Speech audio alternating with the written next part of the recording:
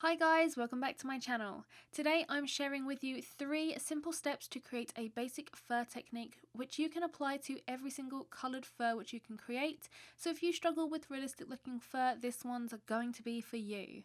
This is the start of a new series here on YouTube where we will go through several different colours of fur as well as textures so you can confidently create those realistic animal portraits. Before we start, I want to know what you guys find most difficult to create when it comes to fur. So we're going to start off this series with the foundation skills, which are shading, also known as base layers, adding in fur details and glazing colour to alter tone. Let's start with the shading of the base layers. When you're starting to draw fur, it's really important that you pay attention to fur direction. If you're using a reference, study the direction carefully. If you're not, then have a clear direction and path for the fur in your mind before starting. Once you've got that direction down, it's time to start shading the base layers. You want to use a really light pressure and gently shade back and forth in the direction of the fur. You want to keep this motion as fluid as possible and create a smooth, even laydown of colour. A sharp pencil will also help with this. It's also a good idea to work from light to dark. That's just my personal preference and the way I found works best for my particular results and style, which I'm showing you with this demonstration. In this example, I'm shading black fur, so I like to start with a light grey tone, usually opting for a warm grey one polychromos. Once that layer is down and the tone is nice and even, add your next layer using a slightly darker pencil or a slightly cooler or warmer tone. You want to use the same technique, layering gently and sweeping the pencil back and forth with quite a fluid motion. I like to hold my pencil quite far back for this as it limits the amount of pressure you can apply to the tip of the pencil. My grip is also quite loose on the pencil barrel. You want to do the same thing again with one more base tone, again getting slightly darker, and doing this will help you build a nice rich colour and add more depth to your finished patch of fur. Now we move on to the midtones, and this is where the fur technique starts to develop. We move from a shading motion to adding in small detailed hairs. Let's start with how to create those hairs. So you want to point your pencil down on the paper using a light pressure. You want to apply just a little more pressure than you did for the shading. You're then going to move your pencil in the direction of the fur, and as you do so, lift the point of your pencil off the paper so you create a soft, tapered end to the line. That's the basic principle of creating the fur line detail. And you want to practice this movement and get faster at doing it, and that will create a realistic flow to the fur.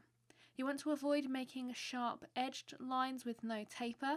A majority of fur won't have that short, sharp look.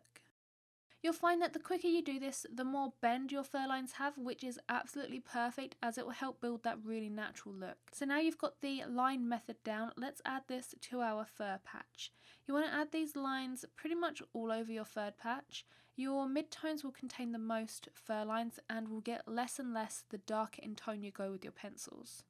You can alter the colour of this layer by grouping your fur lines closer together and creating a more dense patch, and leaving the fur lines quite far apart will create a sort of salt and pepper type fur with more of those lighter layers showing through.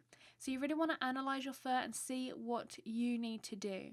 Generally, fur has a pretty even spread, but there are dense, thick furs where you'll need to group close together, and finer fur where you can almost see the skin through, kind of like the fur that you'd find on a nose. That's where you'll need to space the lines out a little bit. The length of your fur lines will also depend on your particular type of fur. So long fur will need longer lines and short fur will need almost sort of like dot-like lines. You want to build up your fur lines, gradually spreading less and less throughout the fur as you get darker. With your final layer of fur lines and your darkest tone, you want to fill in any prominent areas or any sort of shadows between the individual fur lines, creating the same fur motion. Now, some may think that that's all there is to it, but I'm going to show you an additional step which I call glazing, which can really accentuate some tones within your drawing. It also helps to smooth and blend out your fur. This glazing technique follows the same basic principles of shading, a light pressure and even tone, but this time you want to use even less pressure and use your pencil almost horizontally to the paper.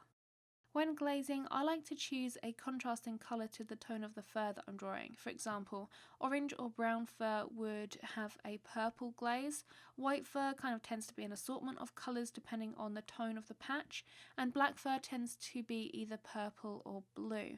I find that they bring out the best tones. I like to also identify any shadows, any lighting effects going on with the fur and add this glazing technique to very subtly alter the tone of the area. This works exceptionally well for shadowed areas and it's a great way to alter the tone quickly. You can also glaze over the tones that you used within your base layers if you want to subtly blend out your fur. These three techniques work with absolutely any type of coloured pencils. I've used polychromos for this example. It's all about your technique and how you apply the pencils and not necessarily about the pencils or materials themselves. So now that we've got the basic technique down, this can be applied to almost any type of fur. I'm going to be uploading a new video of this series every single week and we're going to be working through several different fur colours and textures. So make sure you hit that subscribe button and tick the bell icon if you don't want to miss any of those. Let me know in the comments below which fur colour and type you struggle with the most. If you like this video, make sure you give it a big thumbs up with that button below, and I can't wait to share more of this series with you guys. I will see you in the next one. Bye!